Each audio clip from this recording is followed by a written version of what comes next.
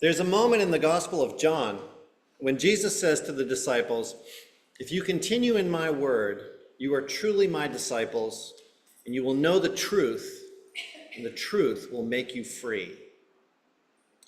What he doesn't mention is that the truth might beat you up a bit first, might take things from you that you cling to, ways of seeing yourself in the world, comfortable relationships, and predictable understandings.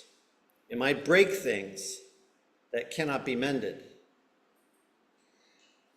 I got hit with a truth like that in my late 20s when I was trying to be a professional fiction writer.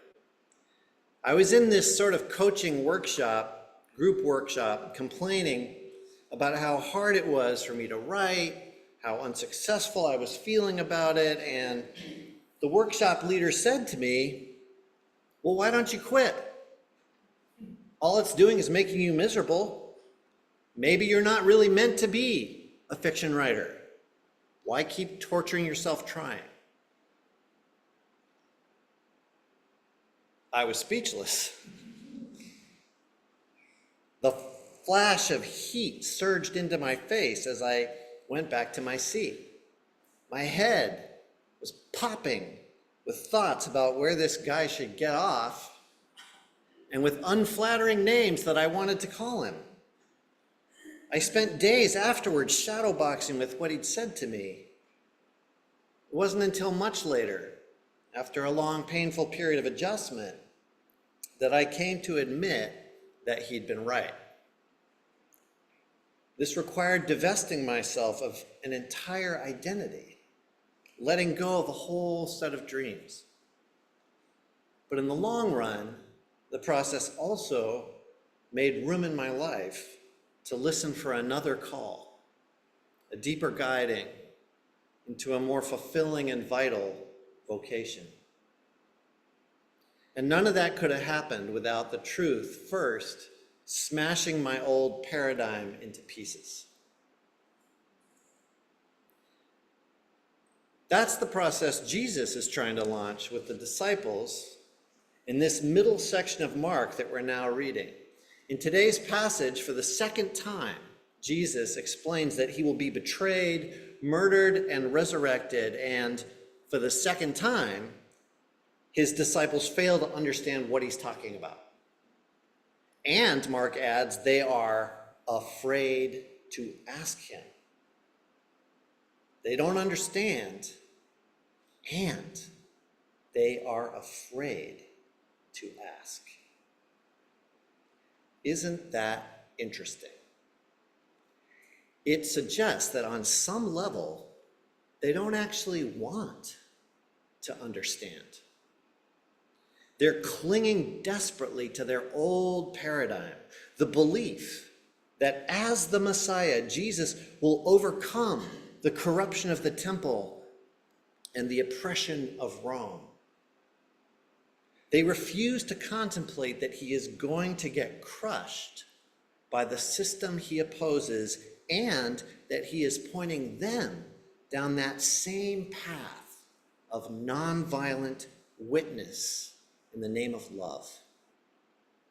They cannot conceive that anything good could emerge from such an experience, which is why his words about resurrection seem to have no impact on them at all.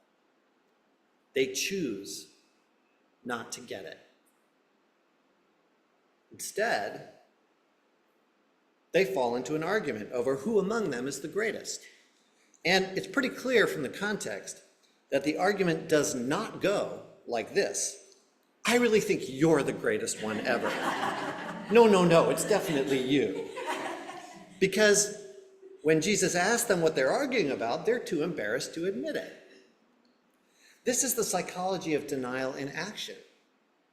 First, they don't ask about what they don't want to face, and then, because they don't want to face it, they channel their energy into an argument about something insignificant and selfish. Certain dynamics of our election season come to mind.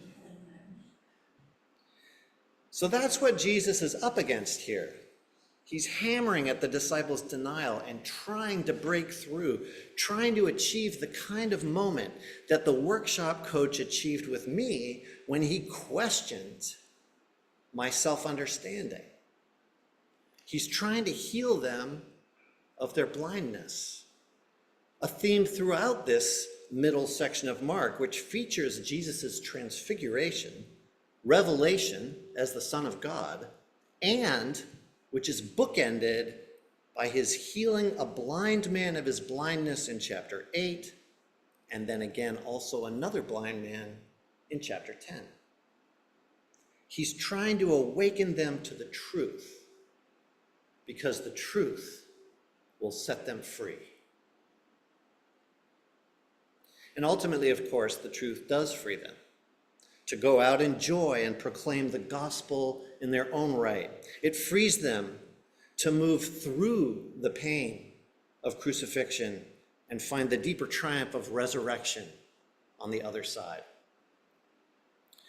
And maybe, just maybe, Jesus is also trying to accomplish the very same thing in us.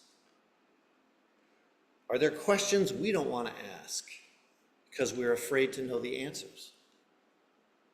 Are there places in our lives where we so desperately need to be healed, but where we desperately cling to old understandings and ways of being that keep us from that healing? Are there things we need to face, things that others may have tried to tell us, or that we know somewhere in our heart of hearts, but do not want to acknowledge?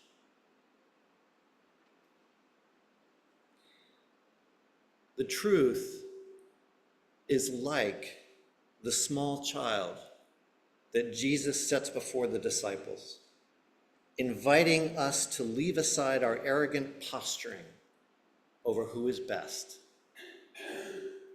Whoever welcomes one such child in my name welcomes me, Jesus says to us. And whoever welcomes me welcomes not me, but the one who sent me. Amen.